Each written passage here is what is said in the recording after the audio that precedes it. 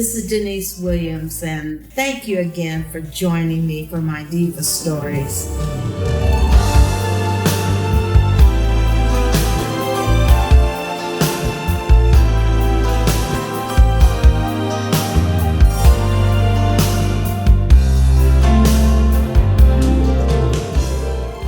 And at the beginning, I usually tell you guys who the Diva Story is about, but I'm going to kind of save this one to the end, if you don't mind. So just hang in there with me.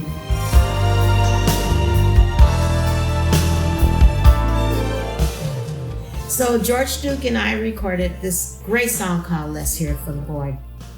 And, so naturally, because it was such a big hit, I would do it in my concerts. So this particular night, I was in a club. And usually what happens in introducing this song, I ask all of the good men in the audience to raise their hand. So a lot of times the majority of the guys raise their hands. A few don't, and that's okay. But the majority of the guys in the audience will raise their hand and say, I'm a good man. So I asked them that night, if you're a good man, raise your hand. So they raised their hand.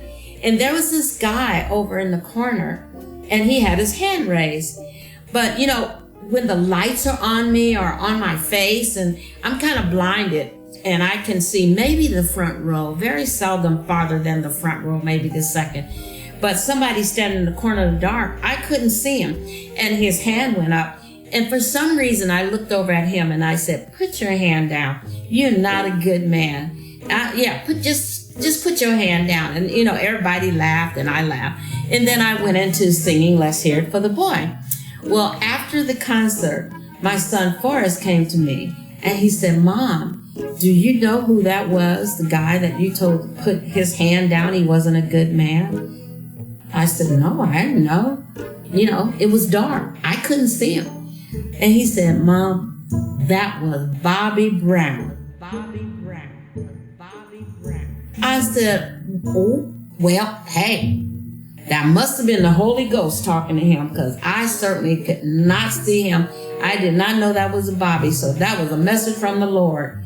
I said, okay, well, the next time I see him, I'm going to apologize, but I'm going to let him know that was the Holy Ghost speaking and not me. That's my Diva Story about Bobby Brown, and you know what comes next. I'm not changing it, because I'm sticking to my story. Thank you. See you again soon.